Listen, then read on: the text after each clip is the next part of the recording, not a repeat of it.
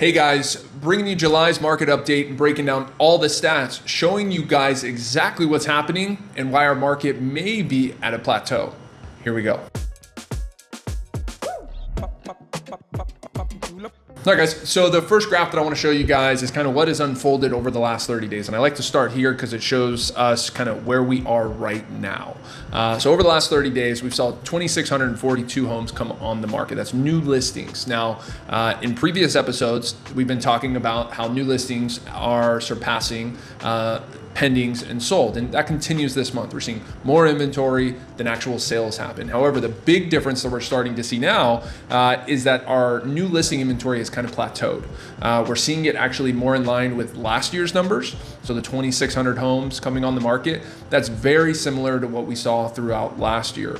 What we don't want to see is kind of what we saw at the beginning of this year, where more inventory, say 3,500 plus homes coming on the market, versus this amount of sales. When we're significantly outpacing inventory to sales, that's worrisome. That's where we're definitely going to see some adjustments in the market. The one big thing I do want to point out with these stats, and this was something that really caught my attention, is the amount of expired homes, right? These are homes that came off the market because they didn't sell, right? So a seller attempted to sell their property, couldn't get their price, went ahead and pulled it off the market. In markets prior to this, this number was down in the 3, 4, 5 range sometimes. I mean, extremely low. And now we're starting to see a good amount of inventory get pulled off the market. Typically, that means it was overpriced, it didn't show well, right? The homes that are still selling, and we're still seeing a good amount, right? 1,637 homes, really similar to the amount of sales that we saw last year every month. We're still seeing those homes sell, right? So the homes that are priced right in premium areas that look good, those homes are still moving. So the next graph I kind of want to share with you guys, this is really to calm some of the folks down that are really pumping doom and gloom scenarios for San Diego. I gotta say, right, we're not in this extremely strong market. No, we're not. We're more in a buyer's market at this point.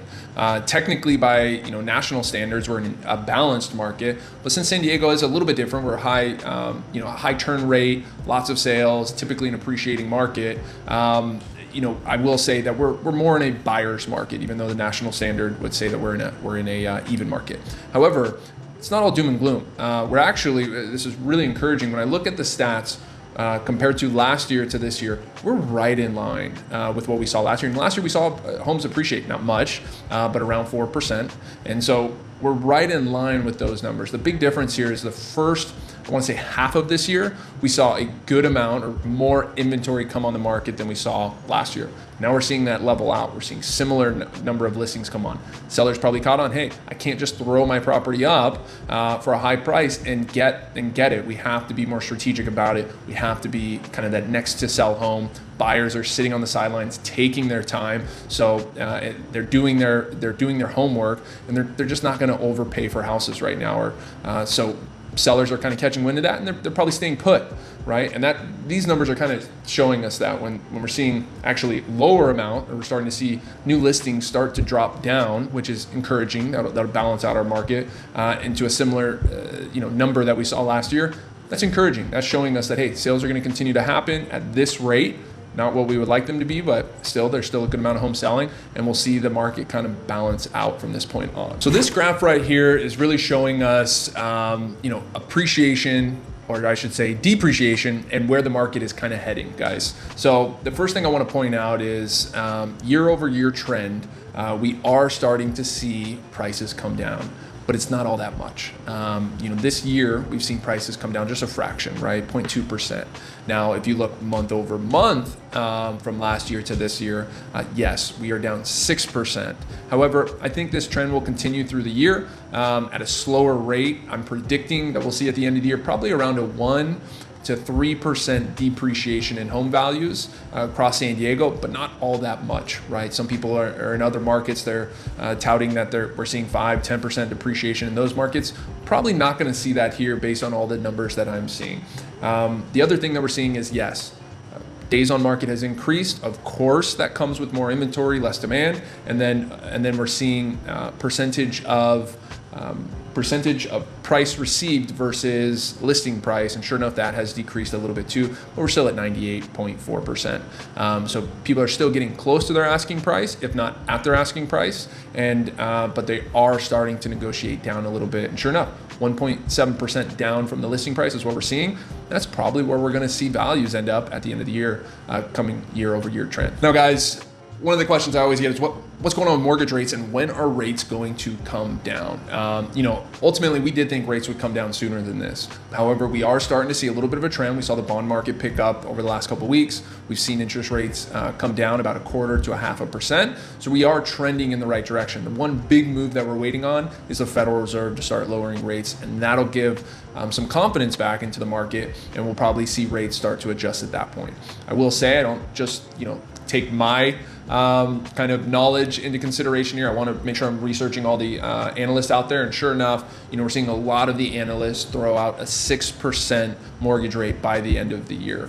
So I feel pretty confident in that, right? The Federal Reserve starts to do some cuts here. Hopefully, end of July, they'll do their first cut. If they don't, that should pick up in the third quarter and fourth quarter, and we'll start to see rates come down, hopefully at that 6% range. All right, guys, so I'm gonna end it like I always do, give you guys my buyer and seller advice.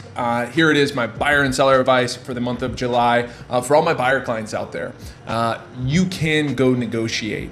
But what I want you to do right now is really look at properties that have been on the market for, say, 30 days or more, and kind of reverse engineer and say, hey, I like that property. What would I need to pay for that property, and what would my interest rate need to be in order for me to be able to move forward on that home, and start to get creative, because it's not just the purchase price. Everybody thinks, oh, if I could get it for $100,000 less, I would buy it.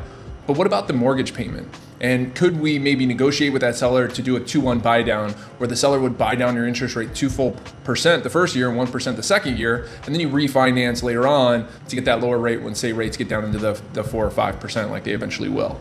So that is a great strategy that I recommend to all my buyer clients out there. Look at properties that have been on the market, be strategic, and reverse engineer it. For all my seller clients out there, now is not the time to go ahead and shoot for a high price or set a record on your property. That's just not happening right now. You have to be super strategic and make sure you're one of those next to sell homes. So you need to make sure that you are in better condition at a same price, or similar condition at a better price. You gotta be beating your competition on the next front, and you gotta hire the pros. So if you guys are thinking about selling, please reach out to myself or somebody here on the True Local team. All right, guys, that's all I got.